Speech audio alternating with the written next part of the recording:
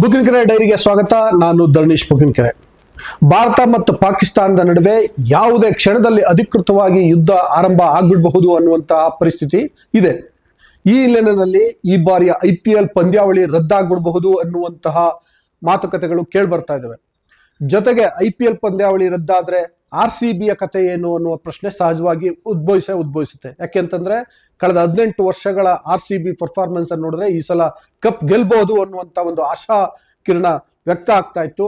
ಆದ್ರೆ ಈಗ RCB cup ಗೆಲ್ಲುತ್ತಾ ಅನ್ನುವಂತಹ ಅನುಮಾನ ಇದೆ. IPL ಪಂದ್ಯಾವಳಿ ನಡೆಯುತ್ತೋ ಇಲ್ವಾ ಎನ್ನುವಂತಹ ಅನುಮಾನ ಇದೆ. ಜೊತೆಗೆ ಯುದ್ಧದ ಪರಿಸ್ಥಿತಿ ಏನಾಗಬಹುದು ಅನ್ನುವಂತಹ ಭಯ, ಆತಂಕ, ಕ್ಯೂರಿಯಾಸಿಟಿ ಎಲ್ಲವೂ ಇದೆ. ಸೊ ಎಲ್ಲವನ್ನ ಹೇಳ್ತೀನಿ, ಕಡೆವರೆಗೂ ವಿಡಿಯೋ ನೋಡಿ. ಅದಕ್ಕೆ ಮೊದಲು ನಾನು ನಿಮಗೆ ರಿಕ್ವೆಸ್ಟ್ ಮಾಡ್ತಿದ್ದೀನಿ, ನೀವಿನ್ನೂ ಬುಕಿನ್ಕೆರೆ ಡೈರಿಯನ್ನ ಸಬ್ಸ್ಕ್ರೈಬ್ ಮಾಡಿಲ್ಲ ಅಂದರೆ ದಯವಿಟ್ಟು ಸಬ್ಸ್ಕ್ರೈಬ್ ಮಾಡಿ, ಹಾಗೆ ಲೈಕ್ ಮಾಡಿ, ಶೇರ್ ಮಾಡಿ. ಈಗ ವಿಡಿಯೋವನ್ನು ಪೂರ್ತಿ ನೋಡಿ. ಯಾಕೆ ಈಗ ಇದ್ದಕ್ಕಿದ್ದಂತೆ IPL ಪಂದ್ಯಾವಳಿ ರದ್ದಿ ಆಗುತ್ತಾ ಅಥವಾ RCB ಕಪ್ ಗೆಲ್ಲುತ್ತೋ ಇಲ್ವೋ ಅನ್ನುವಂಥ ಅನುಮಾನ ಸೃಷ್ಟಿಯಾಗಿದೆ ಅಂತಂದ್ರೆ, ನಿನ್ನೆ ಪಂಜಾಬ್ ಮತ್ತು ಡೆಲ್ಲಿ ನಡುವೆ ನಡಿಬೇಕಾಗಿದ್ದಂಥ ಪಂದ್ಯ ದಿಢೀರಂತ ರದ್ದಾಯಿತು. ಅಂದ್ರೆ ಪಂದ್ಯ ಶುರುವಾಗಿತ್ತು, ಟಾಸ್ ಎಲ್ಲ ಆಗಿತ್ತು, ಆದ್ರೆ ಕಡೆ ಕ್ಷಣದಲ್ಲಿ ಪಂದ್ಯವನ್ನ ರದ್ದು ಮಾಡಲಾಯಿತು. ಈ ಪಂದ್ಯ ರದ್ದಾಗಿರೋದ್ರಿಂದ ಮುಂದಿನ ಪಂದ್ಯಗಳು ಕೂಡ ರದ್ದಾಗಬಹುದು ಅನ್ನುವಂತಹ ಒಂದು ಸುಳಿವುಗಳು ಸಿಗ್ತಾ ಇದಾವೆ. ಯಾಕೆ ಅಂತಂದ್ರೆ ಈಗ ನೋಡಿ, IPL ಪಂದ್ಯಾವಳಿ ಅಂತಂದ್ರೆ ಮತ್ತೆ ಒಂದು IPL ಟೀಮ್ ಪರ್ಫಾರ್ಮ್ ಮಾಡುತ್ತೆ ಅನ್ನೋದಾದ್ರೆ ಆಬ್ವಿಯಸ್ಲಿ ಸಾವಿರಾರು ಜನ ಸೇರ್ತಾರೆ ಸ್ಟೇಡಿಯಂನಲ್ಲಿ. ಆ ಸಂದರ್ಭದಲ್ಲಿ ಪಾಕಿಸ್ತಾನ ಸೇನೆ ಸ್ಟೇಡಿಯಂಗಳನ್ನ ಗುರಿಯಾಗಿಟ್ಕೊಂಡು ದಾಳಿ ಮಾಡಬಹುದು ಅನ್ನುವಂಥ ಆತಂಕ ಇದ್ದೇ ಇದೆ. ಇದ್ರ ಜೊತೆಗೆ ಪಂದ್ಯಾವಳಿಯನ್ನ ಮುಂದುವರಿಸಬೇಕು ಅಂತಂದ್ರೆ ಆಟಗಾರರು ಒಂದು ಸಿಟಿಯಿಂದ ಮತ್ತೊಂದು ಸಿಟಿಗೆ ವಿಮಾನದ ಮೂಲಕ ಟ್ರಾವೆಲ್ ಮಾಡಬೇಕು. ಆದ್ರೆ ಈಗ ಭಾರತ ಸರ್ಕಾರ ಬಹುತೇಕ ಪ್ರಮುಖ ವಿಮಾನ ನಿಲ್ದಾಣಗಳನ್ನ ಅಲ್ಲಿನ ಕಾರ್ಯಾಚರಣೆಗಳನ್ನ ರದ್ದು ಮಾಡಿದೆ. ಸೊ ಹಾಗಾಗಿ ಈಗ ಆಟಗಾರರು ಒಂದ್ ಕಡೆಯಿಂದ ಒಂದ್ ಕಡೆಗೆ ಹೋಗ್ಲಿಕ್ಕಾಗಲ್ಲ. ಜೊತೆಗೆ ಅವರಿಗೆ ಸೂಕ್ತವಾದಂತಹ ಹೆಚ್ಚಿನ ಭದ್ರತೆಯನ್ನ ಒದಗಿಸ್ಲಿಕ್ಕೆ ಕೂಡ ಕಷ್ಟ. ಇಷ್ಟೆಲ್ಲ ಸಮಸ್ಯೆ ಇದೆ. ಇದೆಲ್ಲದರ ನಡುವೆ ಯುದ್ಧ ಅಧಿಕೃತವಾಗಿ ಶುರುವಾಗೇ ಬಿಟ್ರೆ ಅಂತ. ಯಾಕೆಂದ್ರೆ ಈಗ ನಡೀತಿರೋದು ಕೇವಲ ಮಿಲಿಟರಿ ಕಾರ್ಯಾಚರಣೆ, ಆಪರೇಷನ್ ಸಿಂಧೂರ್ ನ ಮುಂದುವರೆದ ಕಾರ್ಯಾಚರಣೆ. ಇನ್ನೂ ಕೂಡ ಅಧಿಕೃತವಾಗಿ ಯುದ್ಧ ಆರಂಭ ಆಗಿಲ್ಲ. ಯುದ್ಧ ಅಧಿಕೃತ ಆರಂಭ ಆಗೋದು ಅದಕ್ಕೆ ಬೇರೆ ಬೇರೆ ರೀತಿಯ ಪ್ರಕ್ರಿಯೆಗಳಿರ್ತವೆ. ಅದನ್ನ ಮತ್ತೊಮ್ಮೆ ಹೇಳೋಣ. ಈಗ ಏನಾಗ್ತಿದೆ ಅಂತಂದ್ರೆ, ಭಾರತದ 14 ಜಾಗಗಳನ್ನ ಗುರುತಿಸಿ ಪಾಕಿಸ್ತಾನ ಅವುಗಳ ಮೇಲೆ ದಾಳಿ ಮಾಡುವಂತ ಪ್ರಯತ್ನವನ್ನ ಮಾಡಿತ್ತು ನಿನ್ನೆ. ಅದರಲ್ಲಿ ಜಮ್ಮು, ಆಮೇಲೆ ಗುಜರಾತ್ನ ಕಚ್ ಪ್ರದೇಶ, ಮತ್ತೆ ಪಂಜಾಬಿನ ಅಮೃತ್ಸರ, ಲೂಧಿಯಾನ ಮತ್ತಿತರ ಜಾಗಗಳನ್ನ ಗುರಿಯಾಗಿರಿಸಿಕೊಂಡು ದಾಳಿ ಮಾಡುವಂತ ಪ್ರಯತ್ನವನ್ನ ಮಾಡಿತು. ಅಫ್ಕೋರ್ಸ್ ಭಾರತೀಯ ಸೇನೆ ಪಾಕಿಸ್ತಾನದ ಈ ಷಡ್ಯಂತ್ರವನ್ನ ಅಥವಾ ಪ್ರಯತ್ನವನ್ನ ಹತ್ತಿಕ್ತು, ವಿಫಲಗೊಳಿಸಿತು. ಈ ರೀತಿಯಾಗಿ ಮುಂದೆ ಬೇರೆ ಬೇರೆ ನಗರಗಳನ್ನು ಕೂಡ ಟಾರ್ಗೆಟ್ ಮಾಡಬಹುದು ಪಾಕಿಸ್ತಾನ ಸೇನೆ. ಬೇರೆ ಬೇರೆ ನಗರಗಳ ಜೊತೆಗೆ ಸ್ಟೇಡಿಯಂಗಳು, ಸೇತುವೆಗಳು, ಈ ತರದ ದೊಡ್ಡ ದೊಡ್ಡ ಡ್ಯಾಮ್ಗಳು, ಇಂತಹ ಪ್ರಮುಖವಾದಂತಹ ಸ್ಥಳಗಳನ್ನ, ಆಯಕಟ್ಟಿನ ಸ್ಥಳಗಳನ್ನ ಟಾರ್ಗೆಟ್ ಮಾಡುವ ಸಾಧ್ಯತೆ ಇರುತ್ತೆ. ಆ ಕಾರಣಕ್ಕೋಸ್ಕರವೂ IPL ಪಂದ್ಯಾವಳಿ ಈ ಸಲ ರದ್ದಾಗಬಹುದು ಎನ್ನುವಂತ ಸಾಧ್ಯತೆಗಳಿದಾವೆ. ಒಂದ್ ಕಡೆ IPL ವಿಷಯದಲ್ಲಿ ಬೇರೆ ಬೇರೆ ರೀತಿಯ ಬೆಳವಣಿಗೆಗಳು ಆಗ್ತಿದಾವೆ. ಏನಪ್ಪಾ ಅಂತಂದ್ರೆ, ಈಗ ಪಾಕಿಸ್ತಾನ ತನ್ನ ಆಟಗಾರರಿಗೆ ರಾವಲ್ಪಿಂಡಿಯ ಬಿಟ್ಟು ಬೇರೆ ಕಡೆ ಸುರಕ್ಷಿತ ಪ್ರದೇಶಕ್ಕೆ ಹೋಗಿ ಅಂತೇಳಿ ಅದು ಹೇಳಿದೆ. ಅದಲ್ಲದೆ ಈಗ ನಿನ್ನೆ ನಡೆದಂತ ಪಂಜಾಬ್ ಮತ್ತು ಡೆಲ್ಲಿ ಪಂದ್ಯ ಕ್ಯಾನ್ಸಲ್ ಆಗಿದೆ. ಮುಂದಿನ ಪಂದ್ಯಗಳು ಕ್ಯಾನ್ಸಲ್ ಆಗ್ಬೋದು. ಅದರ ಹೊರತಾಗಿ ಈಗ ಬೇರೆ ಬೇರೆ ರಾಜಕೀಯ ನಾಯಕರು, ಸೆಲೆಬ್ರಿಟಿಗಳು ಮತ್ತೆ ಸಾರ್ವಜನಿಕರು IPL ಪಂದ್ಯಾವಳಿಯನ್ನ ರದ್ದು ಮಾಡಿ ದೇಶದಲ್ಲಿ ಯುದ್ಧದಂತಹ ಒಂದು ಕಾರ್ಮೋಡ ಕವಿದಿರುವಾಗ ಇಂತಹ ಮನೋರಂಜನಾ ಬೇಕಾ? IPL ಪಂದ್ಯಾವಳಿಯನ್ನ ರದ್ದು ಮಾಡಿ ಒಂದೊಮ್ಮೆ ಏನಾದ್ರೂ IPL ಪಂದ್ಯಾವಳಿಯನ್ನ ಗುರಿಯಾಗಿರಿಸಿಕೊಂಡು ಪಾಕಿಸ್ತಾನ ಸೇನೆ ದಾಳಿ ಮಾಡಿದ್ರೆ ಆಗ ಅಪಾರ ಪ್ರಮಾಣದ ಸಾವು ನೋವು ಆಗುತ್ತೆ ಅನ್ನುವಂತ ಆತಂಕವನ್ನ ವ್ಯಕ್ತಪಡಿಸ್ತಿದ್ದಾರೆ.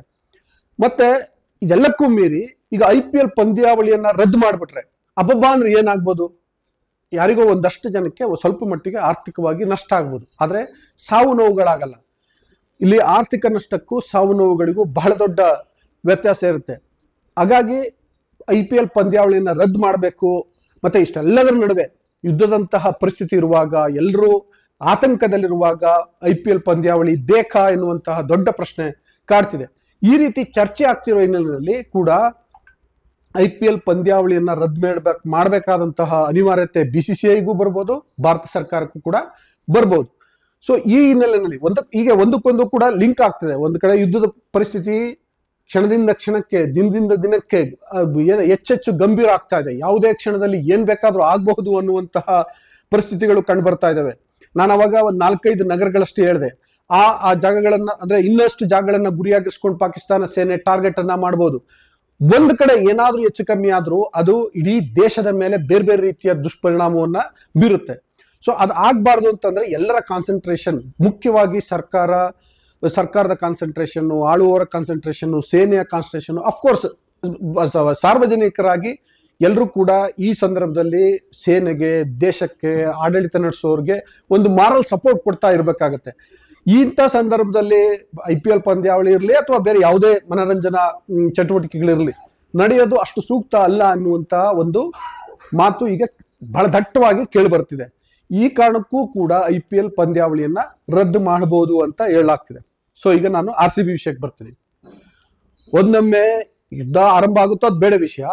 IPL ಪಂದ್ಯಾವಳಿಯನ್ನ ಪರಿಸ್ಥಿತಿ ಇನ್ನಷ್ಟು ವಿಕೋಪಕ್ಕೆ ಹೋಗಿ IPL ಪಂದ್ಯಾವಳಿಯನ್ನ ಏನಾದರೂ ರದ್ದು ಮಾಡಿದ್ರೆ ಸಹಜವಾಗಿ ಈ ಸಲ ಬಹಳ ದೊಡ್ಡ ನಷ್ಟ ಆಗೋದು RCBಗೆ.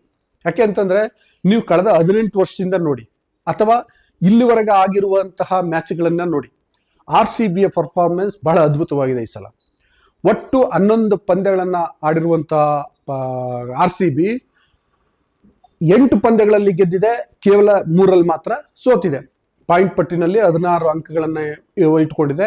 ಬಟ್ ಏನಪ್ಪಾ ಅಂದ್ರೆ ರನ್ ರೇಟ್ ವಿಷಯದಲ್ಲಿ ಸ್ವಲ್ಪ ವ್ಯತ್ಯಾಸ ಆಗಿ ಪಾಯಿಂಟ್ ಪಟ್ಟಿನಲ್ಲಿ 2ನೇ ಸ್ಥಾನದಲ್ಲಿದೆ. 1ನೇ ಸ್ಥಾನದಲ್ಲಿ ಗುಜರಾತ್ ಟೀಮ್ ಇದೆ. ಸೊ ಹೀಗೆ ಬಹಳ ಒಳ್ಳೆಯ ಪರ್ಫಾರ್ಮೆನ್ಸ್ ಮಾಡ್ತಾ ಪಾಯಿಂಟ್ ಪಟ್ಟಿನಲ್ಲೂ ಅಗ್ರಸ್ಥಾನದಲ್ಲಿರುವಂತಹ RCBಗೆ ಈ ಸಲನಾದ್ರೂ ಕಪ್ ಗೆಲ್ಲಬಹುದು ಅನ್ನುವಂತ ಒಂದು ಆಸೆ ಇತ್ತು.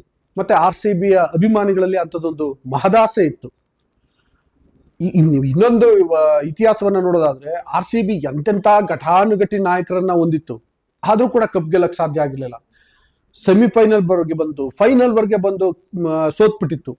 ಅಟ್ಲೀಸ್ಟ್ ಈ ಸಲ ಹೋಗ್ತಿರುವ ದಾರಿಯನ್ನ ನೋಡಿದ್ರೆ, ನಾನಾಗ್ಲೇ ಹೇಳಿದ್ನಲ್ಲ, ಆಡಿರೋದು 11 ಪಂದ್ಯ, ಅದ್ರಲ್ಲಿ 8 ಗೆದ್ದಿದೆ, ರನ್ ರೇಟ್ ಜಸ್ಟ್ ಮಿಸ್ ಅಷ್ಟೇ ಗೆದ್ದಿದೆ. ಇಂಥ ಒಳ್ಳೆ ಪರ್ಫಾರ್ಮೆನ್ಸ್ ಮಾಡಿರೋದ್ರಿಂದ ಮತ್ತೆ ಬಹಳ ಪ್ರಬಲ ತಂಡಗಳು ಅಂತ ನಾವೇನು ಅಂದ್ಕೊಳ್ತಾ ಇದ್ವಿ ಅವೆಲ್ಲವೂ ಕೂಡ ಈಗ ಪಾಯಿಂಟ್ ಪಟ್ಟಿನಲ್ಲಿ ಕೆಳಗಿದ್ದಾವೆ. For example CSK.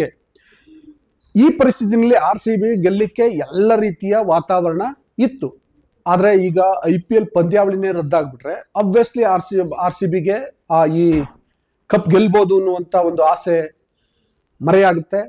ಮತ್ತೆ ಇಷ್ಟು ವರ್ಷ RCB ಈ ಸಲ ಗೆಲ್ಲುತ್ತೆ, ಈ ಸಲ ಕಪ್ ನಮ್ದೇ ಅನ್ನೋ ರೀತಿಯಲ್ಲಿ ನಂಬಿಕೊಂಡಿದ್ದಂತಹ, ಕನಸು ಕಾಣದಿದ್ದಂತಹ RCB ಅಭಿಮಾನಿಗಳಿಗೆ ಡೆಫಿನೆಟ್ಲಿ ಇದು ನಿರಾಸೆ ಆಗತ್ತೆ. ಅವರ ಕನಸುಗಳು ಛಿದ್ರ ಆಗ್ತವೆ. RCB ಗೆಲ್ಲಿಕ್ಕೆ ಆಗ್ತಿಲ್ಲ, ಅಫ್ಕೋರ್ಸ್ RCB ಗೆಲ್ಲಿಕ್ಕೆ ಸಾಧ್ಯ ಆಗ್ತಿಲ್ಲ ಅನ್ನುವಂತಹ ಬೇಸರ, ಬೇಜಾರು ಬಹಳ ಜನಕ್ಕೆ ಇದ್ದೇ ಇರ್ತದೆ. ಆದ್ರೆ ಒಂದು ವಿಷಯವನ್ನ ನಾವು ಗಮನದಲ್ಲಿ ಇಟ್ಕೊಳ್ಬೇಕು. ಈ ಪರಿಸ್ಥಿತಿ ತಿಳಿಯಾದ್ಮೇಲೆ, ಅಂದ್ರೆ ಯುದ್ಧದ ಈ ಕಾರ್ಮೋಡ ಸರಿದ ಮೇಲೆ ಖಂಡಿತ ಮತ್ತೆ ಪಂದ್ಯಾವಳಿಯನ್ನ, ಅಂದ್ರೆ ಈಗೇನು ಎಲ್ಲಿವರೆಗೆ ನಿಲ್ಸಿರ್ತಾರೆ ಅಲ್ಲಿಂದ ಮುಂದುವರಿಸುವ ಸಾಧ್ಯತೆಗಳು ಇರ್ತವೆ. ಸಂಪೂರ್ಣವಾಗಿ ಪಂದ್ಯಾವಳಿಯನ್ನೇ ರದ್ದು ಮಾಡಿಬಿಡ್ತಾರೆ ಅಂತ ಹೇಳಕ್ ಆಗಲ್ಲ. ಅಥವಾ 2025ರ ಪಂದ್ಯಾವಳಿ ದೃಷ್ಟಿಯಿಂದ ಅದಾದ್ರೂ ಆಗ್ಬೋದು, ಗೊತ್ತಿಲ್ಲ. ಆದ್ರೆ ಆ ಸಾಧ್ಯತೆ ಅಂತೂ ಇದೆ. ಇದೇ ಪಂದ್ಯಾವಳಿಯನ್ನ ಮುಂದುವರಿಸುವ ಸಾಧ್ಯತೆ ಅಂತೂ ಇದ್ದೇ ಇರುತ್ತೆ. ಆಗ್ಲೂ ಕೂಡ RCBಗೆ ಕಪ್ ಗೆಲ್ಲುವಂತಹ ಸಾಧ್ಯತೆ ಇರುತ್ತೆ. ಸೊ ಆ ದೃಷ್ಟಿಯಲ್ಲಿ ನಾವು ಸದ್ಯ ಬಯಸಬೇಕಾಗಿರೋದು RCB ಕಪ್ ಗೆಲ್ಲಲಿ ಅಂತ ಅಲ್ಲ, ಭಾರತ ಗೆಲ್ಲಲಿ ಅಂತ, ಭಾರತೀಯ ಸೇನೆ ಗೆಲ್ಲಲಿ ಅಂತ, ಭಾರತದ ಜನ ಗೆಲ್ಲಲಿ ಅಂತ. ಹಾಗಂತ ಹೇಳ್ತಾ ಇವತ್ತಿನ ವಿಡಿಯೋವನ್ನ ಮುಗಿಸ್ತಿದ್ದೀನಿ. ಮುಗಿಸೋಕ್ ಮುನ್ನ ಮತ್ತೊಮ್ಮೆ ನಾನು ನಿಮಗೆ ಮನವಿ ಮಾಡ್ತಿದ್ದೀನಿ, ನೀವಿನ್ನೂ ಬುಕ್ಕಿಂಗ್ಕೆರೆ ಡೈರಿಯನ್ನು ಸಬ್ಸ್ಕ್ರೈಬ್ ಮಾಡಿಲ್ಲ ಅಂದರೆ ದಯವಿಟ್ಟು ಸಬ್ಸ್ಕ್ರೈಬ್ ಮಾಡಿ, ಹಾಗೆ ಲೈಕ್ ಮಾಡಿ, ಜೊತೆಗೆ ಶೇರ್ ಮಾಡಿ. Thank you.